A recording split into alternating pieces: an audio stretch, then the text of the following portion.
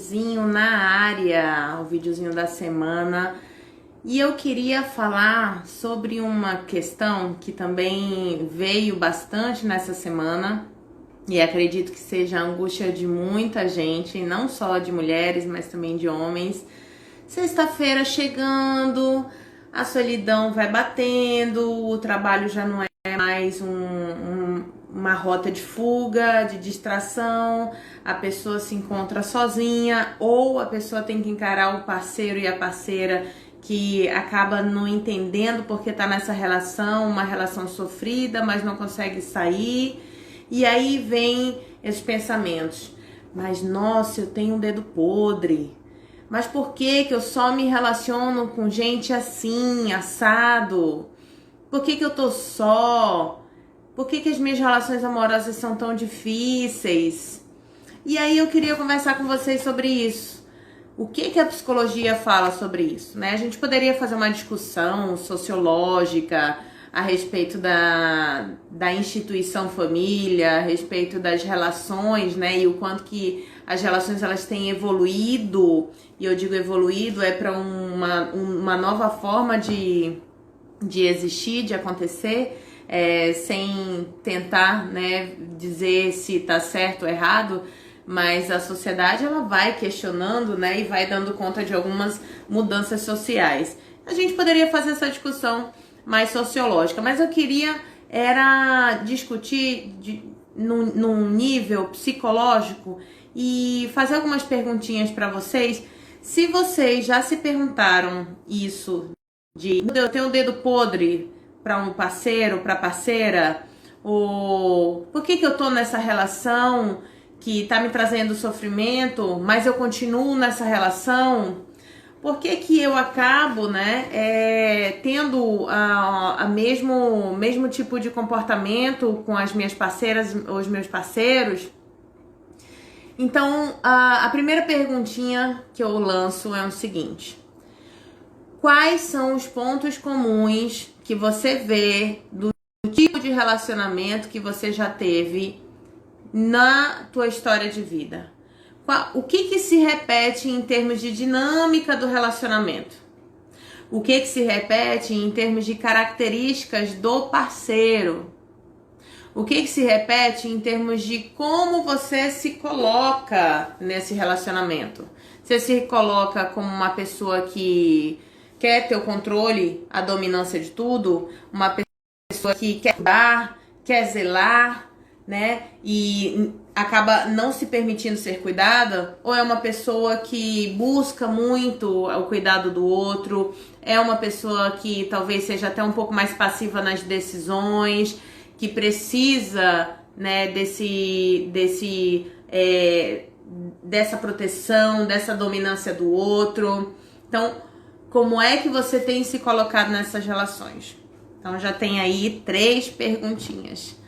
Um beijo, Rose, Francisco, André, Adriano, José. Vão escrevendo aí pra mim, Psi Thaís, colega, né, de trabalho, Anderson. Vão colocando aí pra mim quais são né, as vivências que vocês têm em relação a isso, ou alguma pergunta.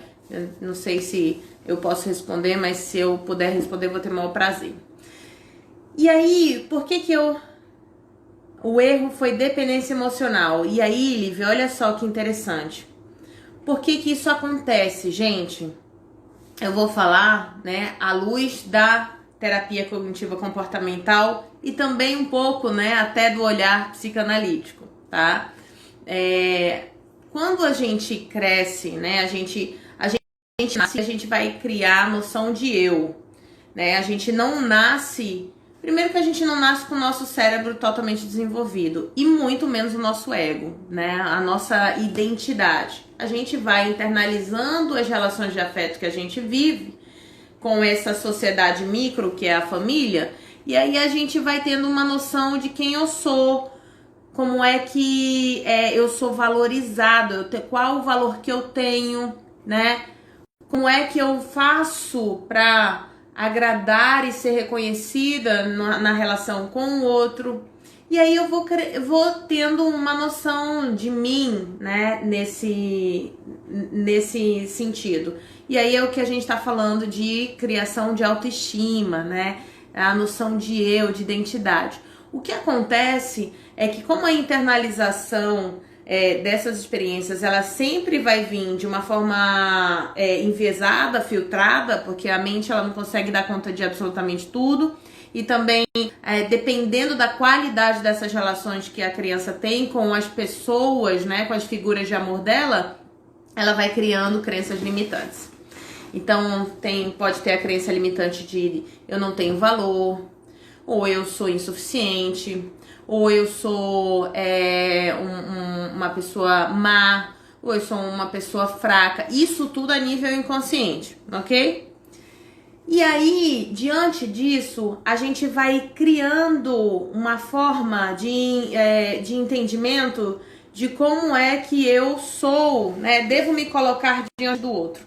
E isso fala muito sobre a forma como a gente internaliza, o que a gente entende da relação, né, que a gente viu os nossos pais tendo, ou relação que as nossas figuras de amor tiveram, que pode ser avô com avó, né, pode ser pai com madrasta. A gente está falando aqui de figura masculina, figura feminina, né, e isso também não tem a ver, né, com essa coisa de ser homem ou ser mulher, ok? E aí a gente tá falando até de relações homo.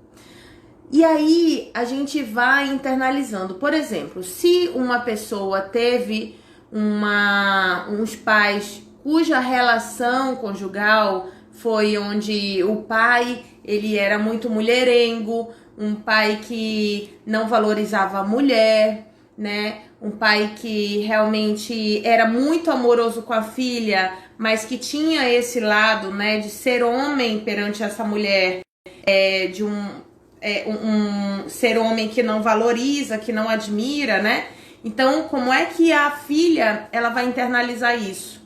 Ela vai entender que talvez, né, se ela tiver esse homem como um homem herói, como uma figura de admiração, talvez ela entenda que para ter o olhar dessa figura de admiração, ela precise buscar homens que façam o mesmo padrão, né? Que traiam, que realmente estejam aí nessa relação que dá o amor, dá a proteção, mas que para isso a mulher precisa se submeter. Ou, né, se eu tenho uma relação mais forte, mais afetiva, onde a minha troca, né, de afetividade foi com uma mãe que sofreu perante esse homem, que foi dependente financeira e que sofreu demais, né, nesse relacionamento, dependendo da forma como eu internalizo essa figura feminina, eu posso a todo custo tentar ser completamente diferente dessa mãe. E aí é que vem as contradições da mente, né? Pode existir essa tentativa muito forte, né, e inflexível de ser completamente diferente. E aí a pessoa vai buscar um lugar de extrema independência, extrema dominância, né? Qualquer coisa que se vincule ou que se aproxime do que ela teme de viver, né? O que ela viu a mãe vivendo, ela vai se distanciar. E aí isso vai se tornar também inflexível e pode bater, inclusive, na crença limitante sobre ela que ela criou lá atrás, quando pequena. Então, a gente, nessa bagunça toda do nosso inconsciente, a gente acaba ou compensando o que a gente vê que uma figura de amor viveu, né? A gente tenta compensar em termos de comportamento de relacionamento. A gente tenta reparar esse sofrimento de alguma forma, muitas vezes, né? Através da relação do outro com o outro. E isso eu posso também falar até de uma relação abusiva, uma relação tóxica, traumatizante que a pessoa viveu, quando ela vai para as outras relações, ela tenta, né, reagir a todas essas emoções que ainda não estão saradas, né, desse relacionamento. Ela reage a qualquer coisa que pode ser gatilho a ela pensar que ela tá vivendo novamente aquilo. Então ela não vai reagir à relação atual, à situação atual. Ela vai reagir às emoções que foram desencadeadas por alguma situação que ela acabou associando e falando, meu Deus, né? Isso a nível inconsciente. Meu Deus, eu tô vivendo tudo de novo, eu preciso reagir a isso. E aí vem todo nó, vem todo o curto-circuito. Então, a gente acaba tentando compensar, reparar, a gente acaba também reproduzindo. Se a gente tem uma figura de amor que é a figura que a gente se identifica, a gente acaba reproduzindo essa figura. E pasmem, quando a pessoa busca a todo custo ser diferente de uma figura de amor, seja o pai, seja a mãe, seja o avô, a avó, e ela tem crenças limitantes a respeito dela, ela acaba, na tentativa de ser o oposto, ela acaba reproduzindo e se sentindo mal e confirmando a crença limitante de que não, realmente, né, eu sou mal, eu sou inferior, eu sou incapaz, ou eu sou impotente, ou eu sou não tenho merecimento de ser amada ou ser amado, né, e aí compromete completamente o processo de autoaceitação que a gente precisa ter referente às nossas sombras, às nossas limitações, né? Aí o Ailton tá falando, mas isso não desgasta nosso emocional? Exatamente o que, Ailton, que desgasta? O emocional, para tudo isso é terapia. É verdade, Lívia, é verdade. E a gente não consegue entender esses pontos cegos sozinho, gente. Por quê? Porque a própria mente que cria essas crenças limitantes, que reproduz sem perceber, que se vê nessas contradições, ela não consegue entender os pontos cegos e os porquês. Então ela vai reproduzindo inconscientemente relações e aí vai ficar dizendo, meu Deus, eu tenho um dedo podre, meu Deus, é o destino, meu Deus, não tem homem pra mim, meu Deus, mulher pra mim, todos os homens são assim, todas as mulheres são assado. E aí a gente vai se reforçando em outras crenças, né? Então, o quanto que é importante saber do que a gente traz de coisas não resolvidas, né? Que falam sobre a gente, que falam sobre essas crenças, né? Que a gente tanto tenta não vivê-las, mas paradoxalmente a gente acaba confirmando, porque é como se a mente ela acreditasse numa realidade e é uma realidade que ela teme muito, então ela vai se esforçar muito para ser diferente, mas como é uma realidade criada que ela acredita real, ela vai chegar no momento e vai falar bem assim, tá vendo? Como eu tinha certeza. Então a gente precisa realmente sair dessas amarras, né? Sair dessas armadilhas. E a gente só consegue isso com terapia. Então, só voltando aqui, a gente acaba compensando, reparando o sofrimento que a gente viu, né? Viu o outro que a gente amava viver, sentir, ou até que a gente sentiu perante esse objeto de amor, né? A gente acaba reproduzindo, ou a gente, né, acaba tentando ser muito diferente e não dá certo. Porque a gente tem que entender que nós somos sim parte, né? Parte nossa é tudo que a gente viveu, que a gente internalizou. Isso fala sobre a família. Mas pra gente poder se libertar dessa reprodução, a gente precisa aceitar isso. E ao aceitar, a gente entende que a gente não é um fruto, a gente não é reflexo, a gente é a gente, né? A gente não é a nossa mãe, a gente não é o nosso pai, a gente não é, né, essa figura que a gente teve de maior amor. A gente não é, mas sim nós temos partes que acabam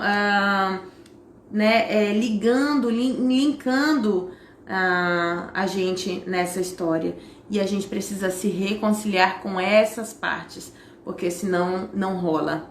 A gente acaba reproduzindo e indo para esse inconsciente que faz sofrer. E como o Ailton tá perguntando, desgasta o emocional? Desgasta demais.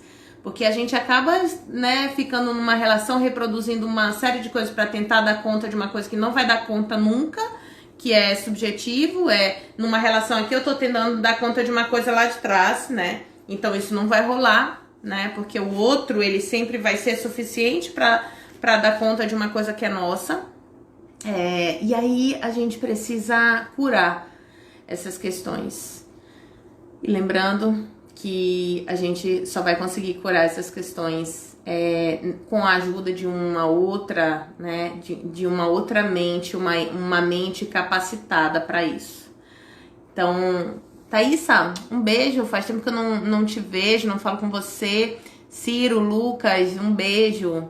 Me contem, Ti, um beijo.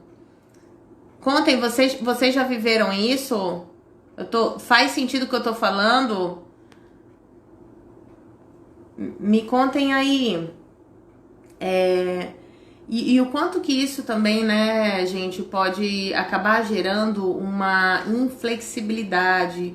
Porque se a gente reage ao que a gente ainda, né, traz de representação de relações anteriores, e a gente reage às crenças limitantes, vocês conseguem entender o quanto que a gente acaba fantasiando o outro, projetando no outro necessidades que são nossas? E aí vem a intolerância, vem a dificuldade de enxergar o outro, de aceitar o outro, vem a culpabilização do outro e a culpabilização de si mesma, né? O quanto que isso pode levar, inclusive, a gente a pensar: eu fui errada por ter escolhido essa pessoa, isso fala sobre mim, né? O quanto que eu tenho, como eu falei, né? Eu tenho um dedo podre porque eu sou incompleta, ou porque eu tenho algum problema, ou porque... E aí, isso vai minando os relacionamentos. E a gente precisa entender o que é do outro, o que é nosso, o que é da relação, né? E o que é de uma projeção, de uma fantasia, de um ideal que a gente traz, né? Que é de algum lugar e que não vai conseguir, né, realmente ser preenchido. Porque quando a gente trabalha com a fantasia, com a idealização, a gente dificulta, né, a enxergar as coisas boas do que é humano, do que é limitante, do que é normal, né, do que é falho, porque sim, nós somos falhos. E lembrando, toda vez que a gente se vê intolerante ao outro, a gente está falando mais sobre a gente do que o outro, né? Então, como é que a gente lida com os defeitos ou lida com as dificuldades nossas? Porque isso vai falar como a gente lida com as dificuldades e defeitos do outro, né? E por que tem essa rigidez, essa inflexibilidade? Isso fala sobre crença limitante. Isso fala sobre regra mental, que a gente consegue identificar muito bem em terapia. E no momento em que a gente identifica, a gente traz concreto e a gente consegue confrontar isso e consegue ver, né, qual foi o sentido dela ter sido criada e como é que ela talvez não faça sentido mais hoje. A gente só consegue lutar, se defender realmente de algo quando a gente sabe o que é, né? Então não dá pra ficar a gente reproduzindo coisas inconscientemente e botando a culpa no destino, botando a culpa no dedo, certo? Então vamos ser mais e vamos desenvolver, ter esse espaço de autoconhecimento. Assim as relações elas também vão ser melhores. A gente vai ter uma vida melhor, ok? Vamos ser mais. Um beijo pra vocês, boa sexta-feira, bom fim de semana e até!